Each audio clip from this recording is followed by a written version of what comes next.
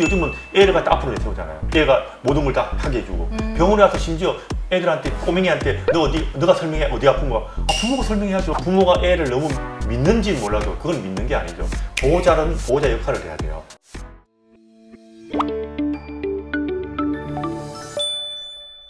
안녕하세요. 교육 고민을 대신 물어봐주는 교육대기자TV, 저는 대기자 방종임입니다. 갈수록 힘든 육아 현실, 근본 해법 있을까요? 오늘 알아보도록 하겠습니다. 소아청소년과 전문의 하정훈입니다. 다시 불러주셔서 감사합니다. 저희가 영광이죠. 다시 모셔달라는 요청이 너무너무 많아가지고 네. 제가 기회를 엿보다가 1년 만에 이렇게 찾아뵙게 됐습니다. 감사합니다. 그런데 네. 안타까운 현실은 그때보다 솔루션 육아가 계속 장기화되는 것 같아요. 그때 지적을 그렇죠. 해주셨는데. 요즘 인터넷 보면 제일 많은 게 오늘 우리 애기가 이런 문제가 있는데 그러면 그걸 고쳐봤던 사람이 나도 그런 문제 있었는데 이렇게 해가지고 고쳤다. 그래서 이렇게 키우면 될 거라 그러는데 실제로는 우리가 그 방법을 이용해서 보통 아이들을 키운다. 문제가 심각해지는 거죠. 예를 들어 자동차를 고치는 법과 자동차를 만드는 법은 틀립니다. 그런데 우리는 자동차 고치는 법을 가지고 자동차를 만들 생각을 하는 거예요. 네네. 처음부터 그냥 아이를 키울 때 그냥 있는 그대로 가정을 틀 속에 키우면 참 쉬워요. 네네.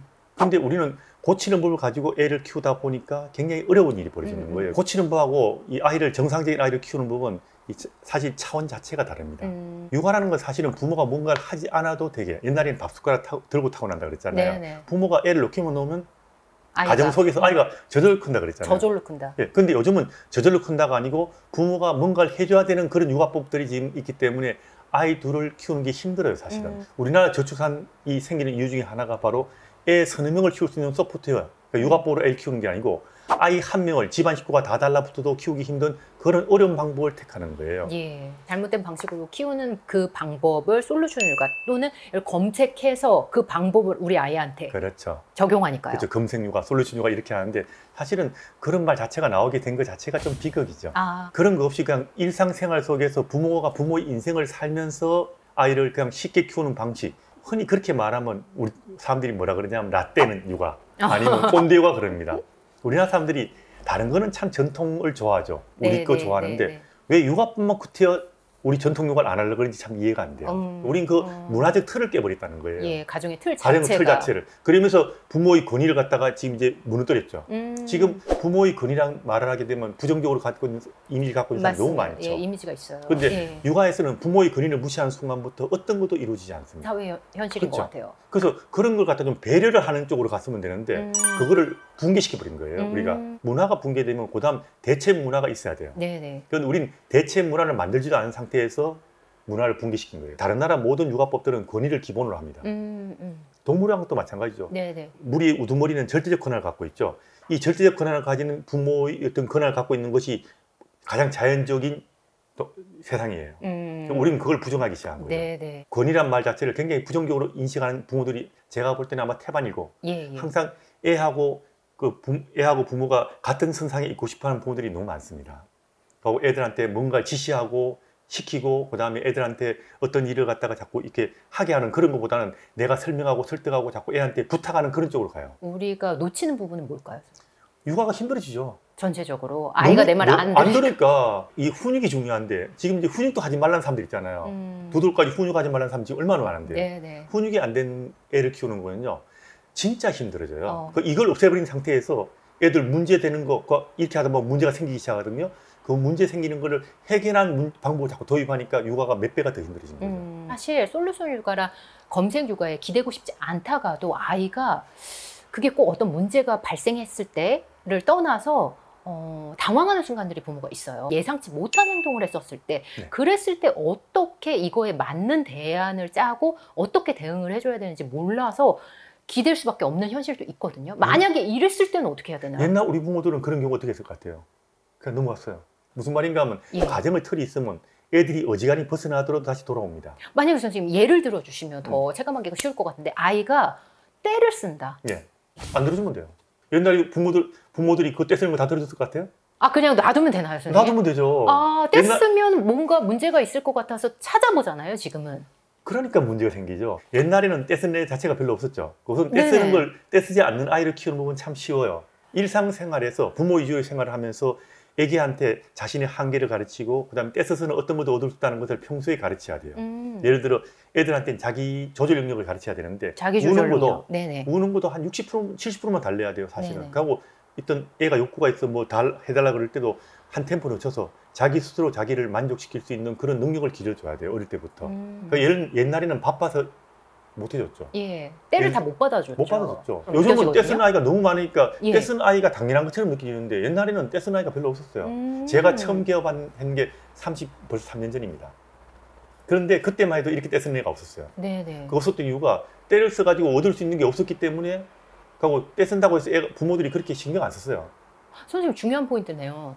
떼쓰면은 원하는 게 지금 들어지니까 더 떼쓰는 거죠. 당연한 이야기죠. 부모가 자기 할 일 바쁘고 자기 인생을 사는데 애기 떼쓴다고 해서 그걸 그렇게 신경을 많이 안 썼다고요. 그런다고 그것 때문에 마음이 상친다는 생각 자체를 안 했죠. 원래 넌 떼쓰면 안 되는 거야. 예. 아니, 간단한 이야기예요. 너 떼쓰면 안 돼. 너 어떻게 부모한테 때를 쓰냐. 그럼 시끄러워. 그럼 끝났어요. 그렇게 키우면서 애들이 자기 스스로를 갖다가 조절할 수 있게 애를 키웠죠. 훈육을 하면서. 훈육한다는 게 훈육이 되는 거죠, 사실은. 그리고 애들한테 그렇게 많은 걸 주지도 않았어요. 항상 자기가 가진 데 만족하고 자기가 좀 부족하게 크니까 애가 내가 가진 것에 그걸 자기 스스로 더 만족할 수 있는 걸 찾기 위해 노력하는 거예요.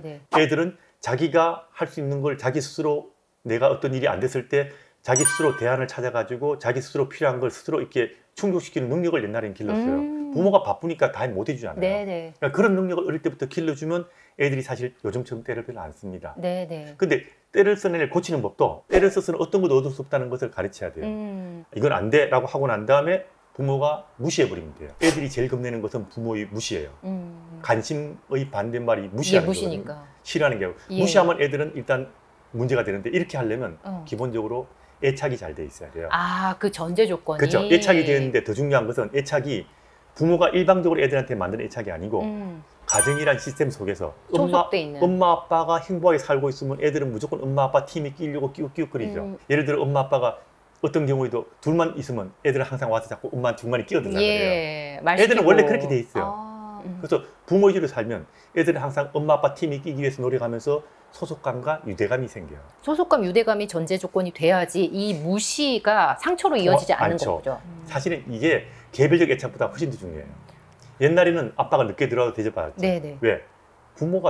부모에 대한 애착, 가족에 대한 애착이기 때문에 부모가 좀 밖에 나가 있어도 이건 엄마 아빠를 같이 동일하게 생각해요. 요즘은 자꾸 엄마 아빠 따로 만들고 내가 자꾸 애착을 만들어 주려고 그러니까 애가 만드는 애착이 아니고 부모가 애착을 만들어 주려고 그러니까 이건 파벌이 생기는 거예요. 그러니까 아이 스스로 엄마 말 들어야 되는 거 아닌가라는 생각을 하게끔 해야 되는 게 포인트인 거죠. 그렇죠. 옛날엔 다 그랬잖아요. 옛날에 제일 무서운 게 야 나가 그렇게 말하는 게 아니고 옛날에 진짜로 그렇게 그 말 들을 때가 제일 애들은 무서워했을 거예요. 아마. 그래서 그렇게 키우는 게 아니고 그 말은 무슨 말인가 하면 가정이란 틀을 벗어나는 것을 겁을 내야 되는데 요즘은 내가 마음대로 할 수 있는데 엄마 나가 할 정도지 요즘은. 그죠?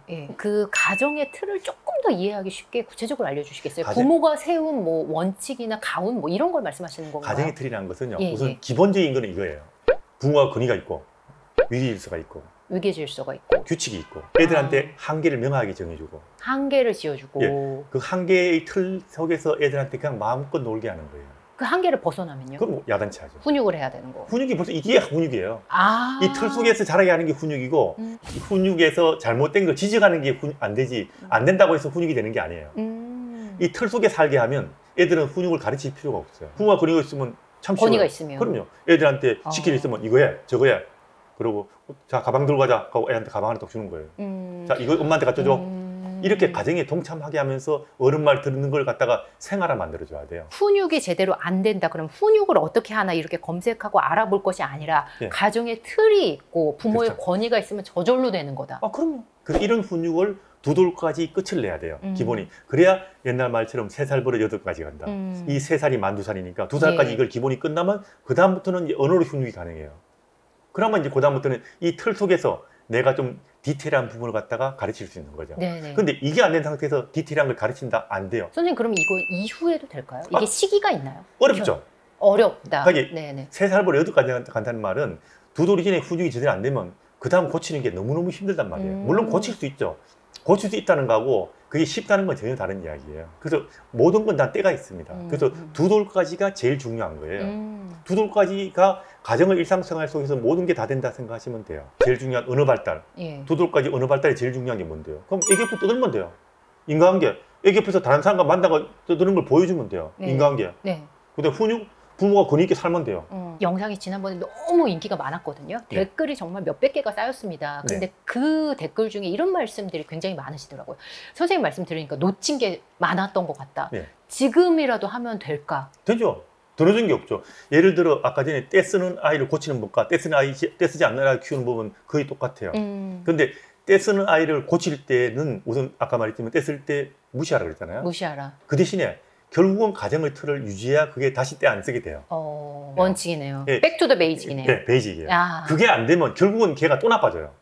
그리고 부모가 부모 위주의 인생을 사는 거예요. 예. 그러면 부모가 자기 인생을 살면 행복하잖아요. 네네. 행복하고 자기가 발전적인 삶을 살 수 있잖아요. 그리고 당당히 살죠, 애한테. 예. 그러면 그걸 보고 애들은 부모의 리더십을 배우고 부모의 자존감을 가진 부모를 보고 내 자존감도 생기는 거 아니에요. 육아는 모든 걸 다 애들은 보고 배우는 거예요. 이거를 가르치려고 그러지 마세요. 요즘은 맨날 사랑한다. 부모님이 사랑한다는 말 몇 번 했을 것 같아요. 요즘에 부모님들 요즘 많이 하시고 옛날 우리 부모님을 안 하셨죠. 했죠. 네. 그렇지만 사랑하는 걸 알아요. 그런데 한 번 사랑한다 말 들었을 때 그거는 평생 가죠. 선생님 그건 어떻게 할까요? 네? 왜 저는 알고 있을까요?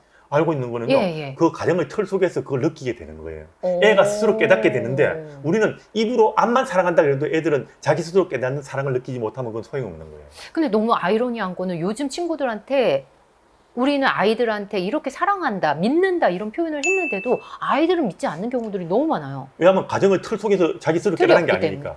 자기 스스로 깨달아야 돼요. 네네. 요즘 보면 뭐 마음 읽기 가르친다. 마음 읽기를 왜 가르쳐요? 부모가 다른 사람 만나는 걸 보면 애들은 스스로 마음 읽기를 저절로 배우게 돼요. 이게 진짜 마음 읽기인데 이거를 요즘은 자꾸 설명하고 가르치려고 그래요. 그거는 주입식이기 때문에 자기 스스로 깨닫지 거기서도 주입식이 또 나오나요? 주입식이죠. 특히 미국 소아학회 같은 경우는 애들한테 대안 제시 함부로 하지 말라 그래요. 어떤 일을 훈육을 하거나 아니면 어떤 놀이를 할 때 안 되는 게 있으면 딱 자르잖아요. 그럼 애들은 자기 스스로 이걸 못했다고 해서 가만히 있냐? 그건 아니잖아요. 예. 그럼 내가 뭘 할까 하고 찾잖아요. 예, 이게 대안 제시죠. 대안을 자기 스스로 만들어가는 거예요. 이 능력을 길러주는 게 중요한 건데 우리는 자꾸 대안을 제시해 주라 그러잖아요. 애들한테. 제시하려고 하죠. 얼마나 아이들이 찾게끔이 아니라. 얼마나 힘들어요. 그리고 애는 자기 스스로 대안 찾는 능력을 못 길러요. 그러면 나중에 사회에 나가서 모든 사람이 다 대안을 제시해 줄 것 같아요?